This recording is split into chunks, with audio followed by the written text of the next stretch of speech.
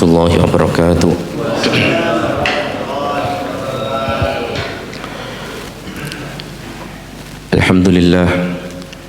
Alhamdulillahilladzi ja'ala ramadhana syahra siyami lil mu'minin. Asyhadu an la ilaha illallah wahdahu la syarikalah al-malikul haqqul mubin. Wa asyhadu anna sayyidana wa nabiyyana Muhammadan abduhu wa rasuluh shadiqul wa'adil amin. Allahumma salli wa sallim wa barik ala sayyidina wa maulana Muhammad wa ala alihi wa sahbihi wa man tabi'ahum bi ihsanin ila yaumil ma'ad, amma ba'du.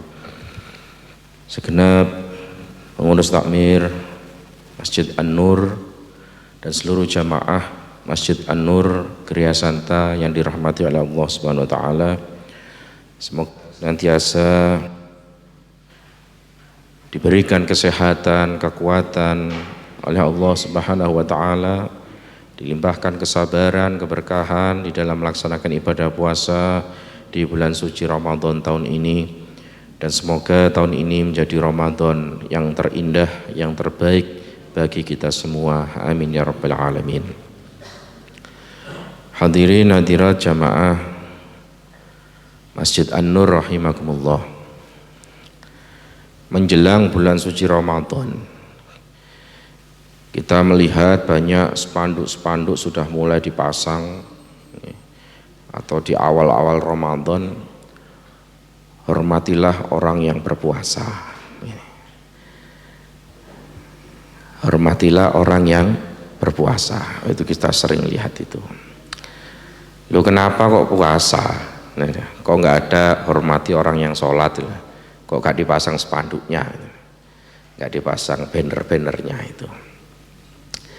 Seakan-akan menggambarkan di situ bahwa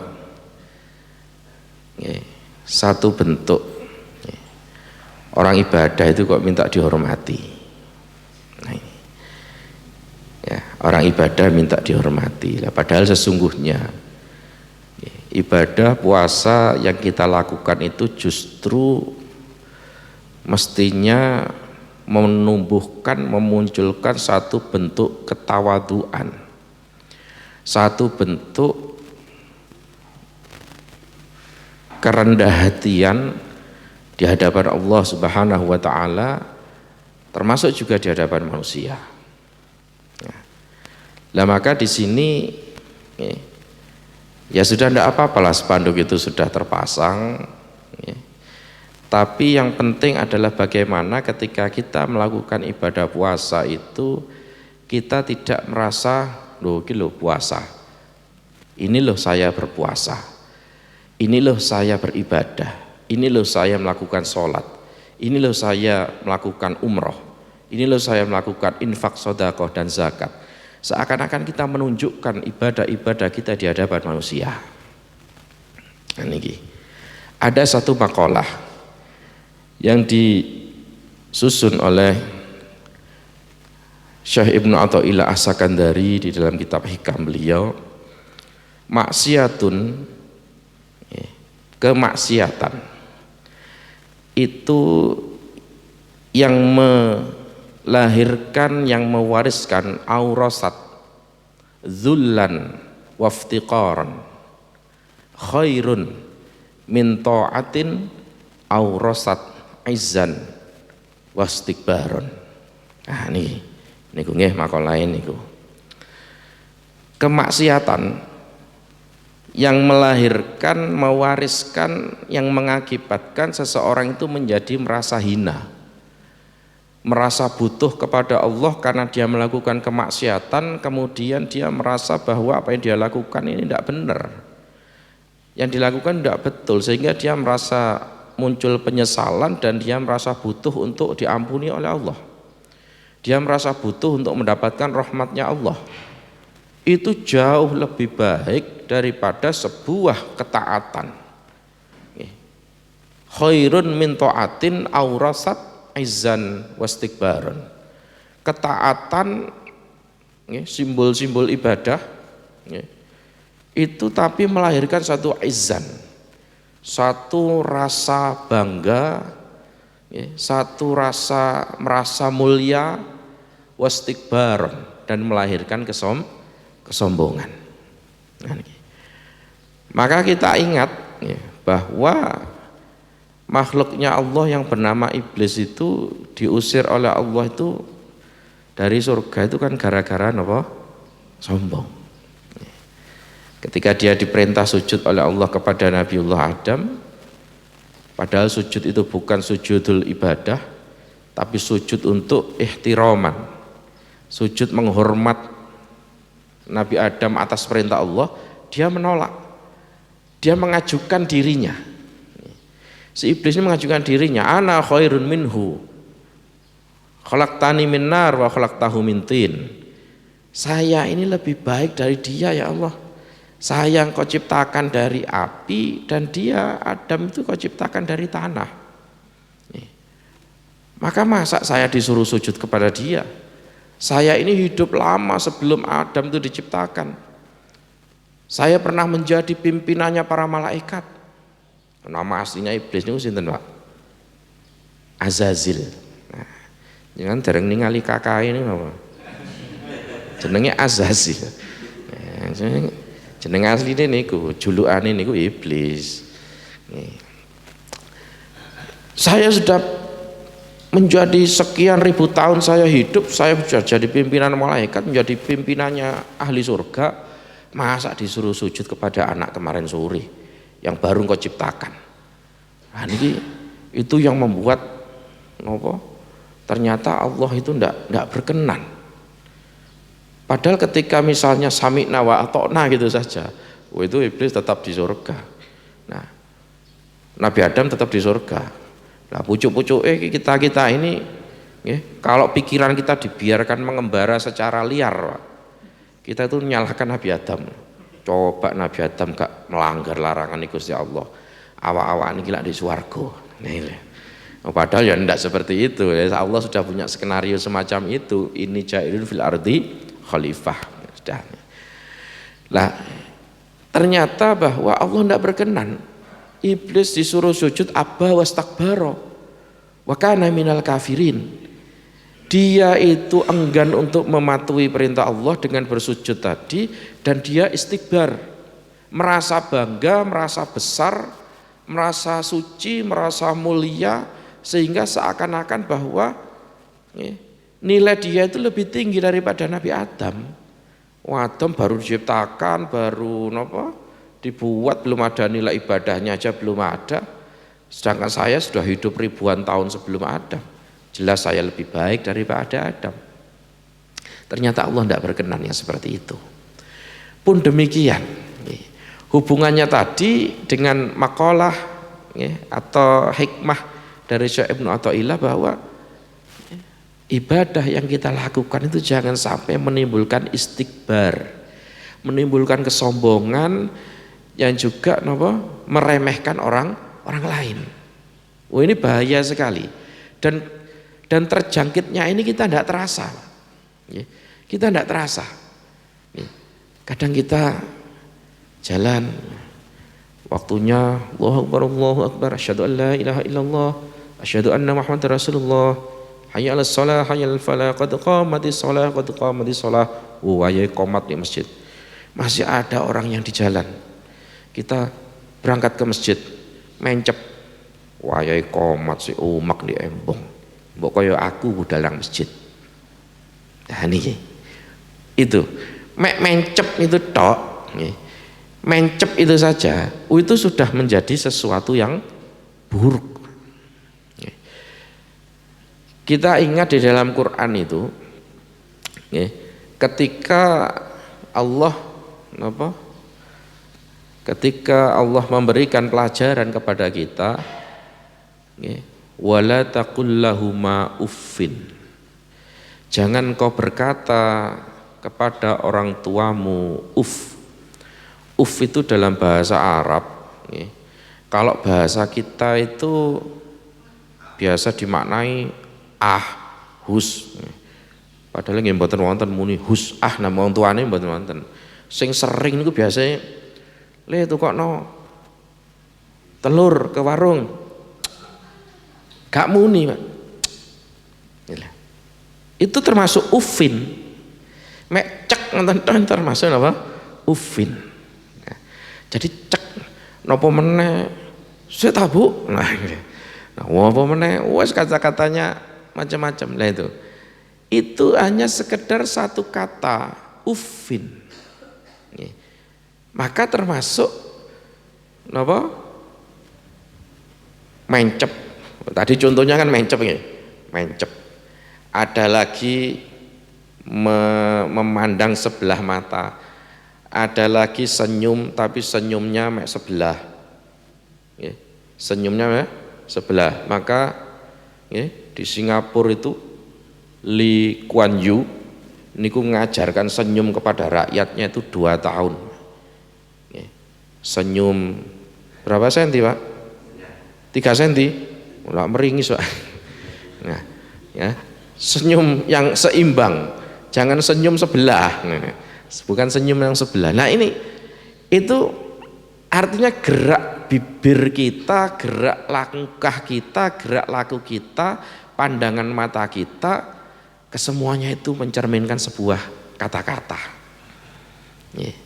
Mencerminkan sebuah kata-kata. Dan itu bisa memuliakan orang, bisa menyenangkan orang, dan bisa merendahkan orang.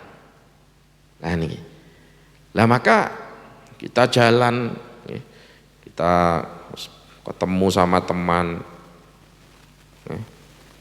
kita puasa dia nggak puasa, loh kita jangan kemudian, wah kamu gak poso, wah ya poso kemangan, nah ini, loh jangan, ya jangan, mungkin dia sedang sakit, tapi sakit kok rokokan Pak, wah yang menelek ngono,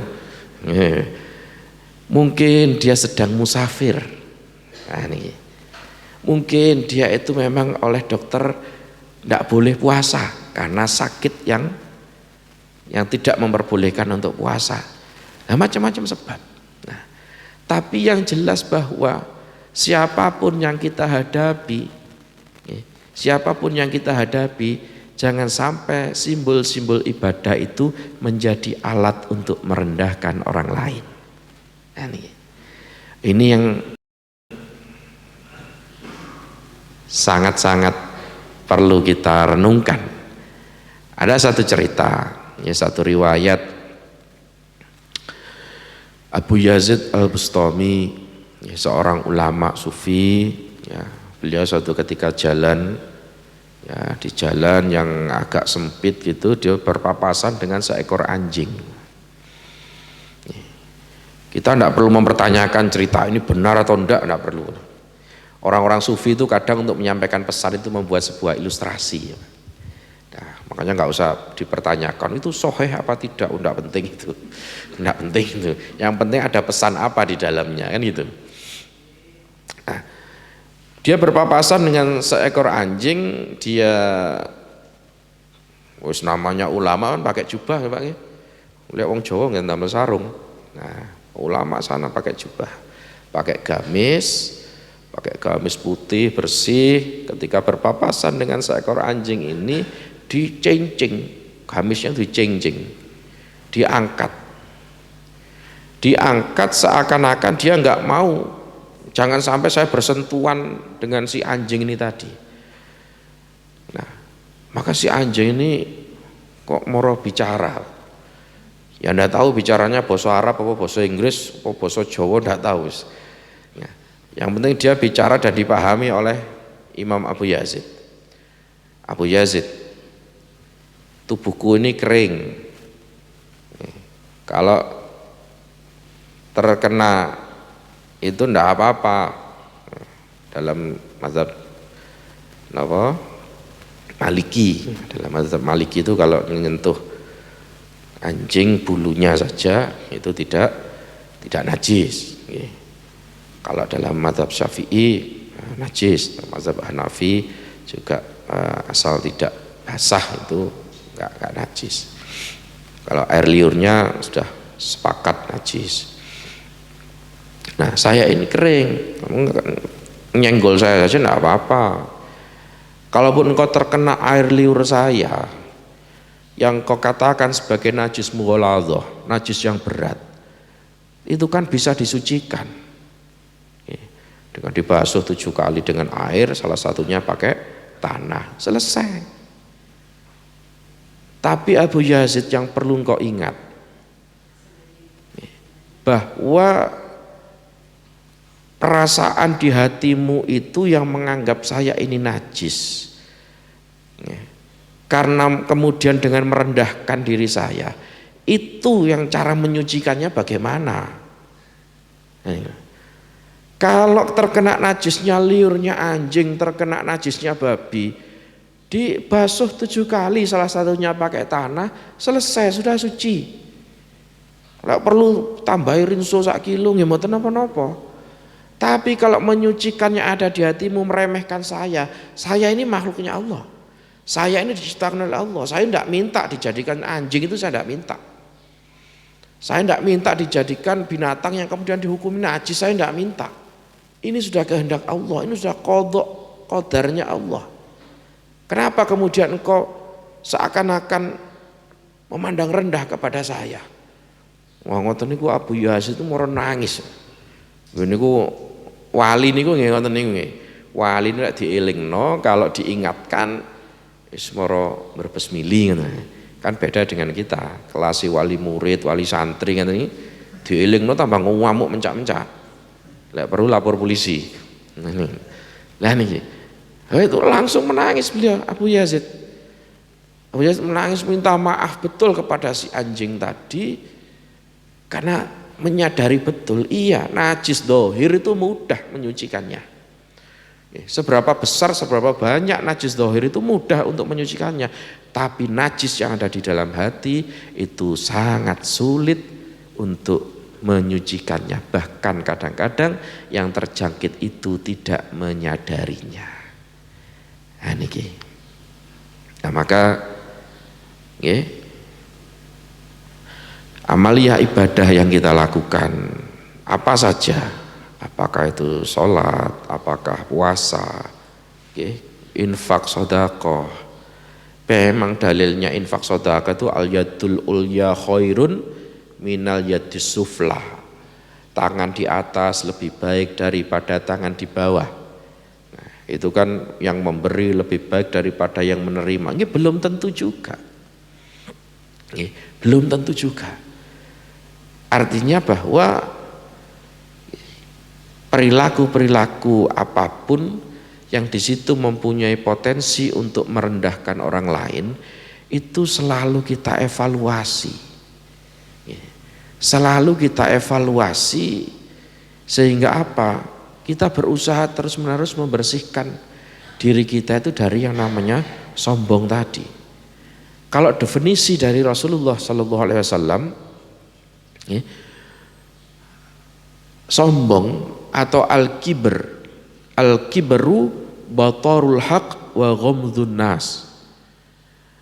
Sombong itu adalah batarul haq, menolak kebenaran. Kalau diingatkan purik, diingatkan ngamuk, napa meneh? Dikritik, wis gak balik nang masjid, wis purik di masjid. Ada tidak mau menerima kebenaran, apalagi kalau kebenaran itu datang dari orang yang mungkin secara sosial levelnya berada di bawah dia. Nah, kan seperti iblis tadi. Iblis tadi kan sudah dia hidup lama, berarti dia tua, lebih tua daripada Adam, daripada Nabi Adam. Ibadahnya sudah banyak, dia sudah banyak melakukan aktivitas di hadapan Allah. Nah, itu diperintah oleh Allah untuk sujud, dia merasa dirinya lebih baik. Batarul haq. Imam Abu Yazid Al-Bustami tadi, dia yang sudah punya pengikut banyak, dia yang menjadi imam besar, ulama besar, waliullah, tapi begitu mudahnya hatinya menjadi luluh walaupun diingatkan oleh seekor anjing. Nah, ini. Nah, itu menjadi pelajaran. Batarul haq wa ghamdun nas. Napa ghamdun nas niku? Meremehkan orang lain. Jadi di antara kriteria sombong itu ya, menolak kebenaran, menolak kritik, menolak saran, ya, dan meremehkan orang lain, merendahkan orang lain. Nah ini itu menjadi ciri dari kesombongan yang disampaikan oleh Rasulullah Sallallahu Alaihi Wasallam. Nah, maka ya, kita berhaji, ya haji saja, ya, berhaji saja, umroh ya umroh saja, nggak usah pulang haji kemudian ya, undangan agak ditulisi H, kalau namanya tidak ditambah H, gak gelem teko. Jadi ada satu cerita yang menceritakan kepada saya, seorang juragan toko emas, ya, seorang juragan toko emas di Malang ini, dia sudah haji, dipanggil abah, itu datang ke undangan 10 misalnya. Jadi juragan biasanya banyak yang undang ya. Lek gak patek juragan itu mboten ndak banyak yang undang. Lek juragan nggih buwe rada akeh mangane didik. Lek duduk juragan niku buwe didik mangane akeh. Mangane gak diundang. Nah, datang undangan 10 misalnya. Itu dilihat kalau ndak ada H di depan namanya langsung dibuang. Kalau ada hanya, walaupun jauh datang. Ini, ya wallahu a'lam. Tapi itu merupakan artinya bahwa orang merasa identitas dirinya itu perlu, itu ada. Orang merasa bahwa identitas ibadahnya itu menjadi sebuah status sosial, itu ternyata ada. Ada contoh lagi. Kiai Hasyim Asy'ari. Hasyim Asy'ari siapa yang tidak kenal Kiai Hasyim Asy'ari yang mendirikan Nahdlatul Ulama, ulama besar yang terkenal tidak cuma di Indonesia tapi juga di Hijaz, di semenanjung Arab. Masuk di Mesir. Kitab-kitab beliau dicetak di Mesir, ada. Kemudian beliau punya teman Kiai Abdullah Salam Kajen, ya, di Pati. Suatu ketika beliau berkunjung ke kediaman Kiai Abdullah Salam, ternyata melihat beliau itu sedang apa? Sedang ngajari anak kecil-kecil, bukan ngajari santri yang senior-senior yang bawa kitab tebel-tebel, itu bukan. Ngajari anak kecil-kecil, diajari bacaan sholat, ayo baca doa iftitah, ayo baca 2 kalimat syahadat, ayo baca doa sesudah wudhu, ngajari itu. Ketika beliau datang melihat Kiai Abdullah Salam sedang ngajar itu, beliau merasa ini, beliau tidak ingin mengganggu, ditunggu sampai selesai beliau ngajar, dan setelah selesai beliau datang. Biasa orang pesantren itu manggil itu bukan dengan panggilan kalau seangkatan, sebaya, itu tidak dengan panggilan ustadz atau enggak, Kang aku iri mbek sampean. Aku kepingin sakjane yo mulang arek cilik-cilik ngono. Tapi sampai hari ini ndak kesampaian. Wong sing tak ulang niku kiai-kiai. Nah, karena beliau pulang dari Mekah itu langsung buka ndak lama beliau membuka pesantren Tebu Ireng, mendirikan pesantren, kemudian yang dibuka pengajiannya Sahih Bukhari. Sampai yang datang ngaji itu Mbah Yai Khalil Bangkalan itu datang ngaji kepada Kiai Hasyim Asy'ari, padahal Kiai Hasyim Asy'ari adalah murid beliau. Ini tawaduknya Mbah Khalil. Karena Kiai Hasyim Asy'ari yang mempunyai sanad Sahih Bukhari, Mbah Yai Khalil datang ke Tebu Ireng hanya untuk mengaji kitab hadis Sahih Bukhari. Ini, Kang aku iri mbek sampean. Sampean sudah bisa ngajar anak kecil-kecil istiqomah. Saya itu tidak keturutan. Yang seperti itu Mbah Hasyim Asy'ari ini berbes mili. Kalau kita mau sedekah, mau infak, ya infak saja. Kita nggak usah berpikir meskipun kita tahu Pak, ya. Orang sekarang trennya peminta-minta itu hari Jumat. Ya. Dan Jumat itu terjadwal. Jumat ini ada di sini, Jumat ini ada di sini, Jumat ini ada di sini. Dan mereka ada bosnya, di drop lewat mobil, ganti pakaian, kemudian menyebar sesuai jadwalnya.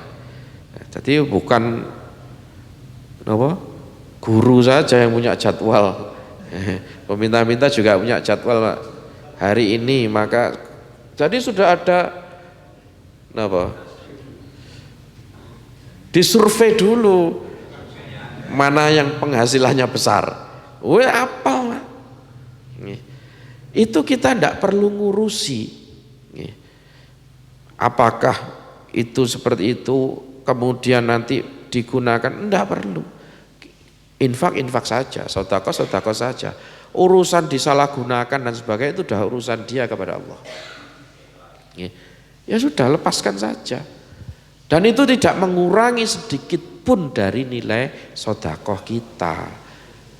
Sama kejadian di masjid di tempat saya itu. Bangun masjid tidak langsung jadi wapi ngeten iki, Pak. Bangun sebagian dicor. Nah, ketika keadaan sudah harus ditinggikan, ini yang ngecor itu tidak mau Pak dibongkar, Pak.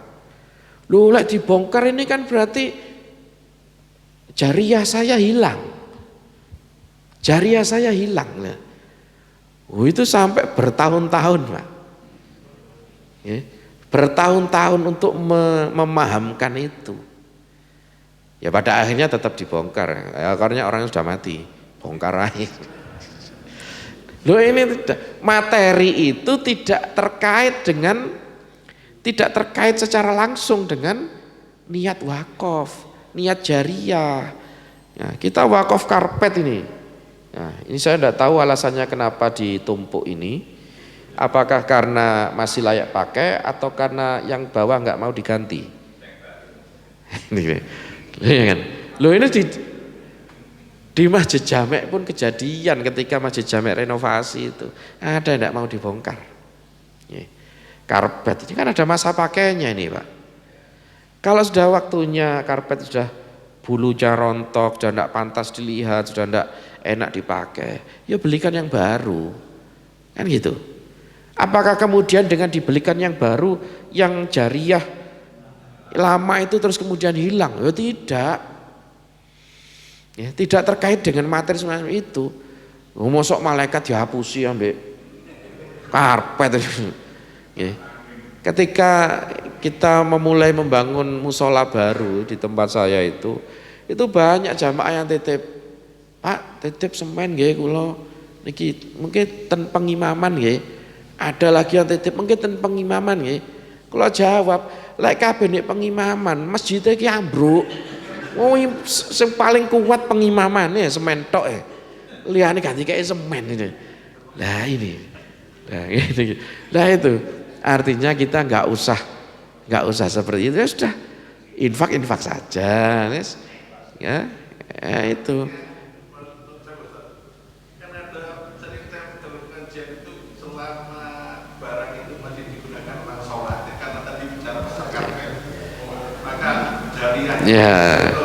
Ya itu. Karena itu mungkin orang-orang itu jadi. Ya, makanya kadang kita memahami satu teks itu tidak secara tekstual, tapi kita harus mengambil substansi, matan, isi dari teks itu. Nah, ini guys, kalau materi itu pasti ada masa pakainya. Badan kita aja ada masa pakainya. Nah, masa selamanya kuat dan enggak, kadang semua orang bungkuk itu. Nah, niki maka sebelum dirukukkan oleh Allah, kita rukuk dulu sekarang nih. Nilai serukuk gak iso jejeg ngene. Nggih, ngoten nggih. Wonten malih. Nggih.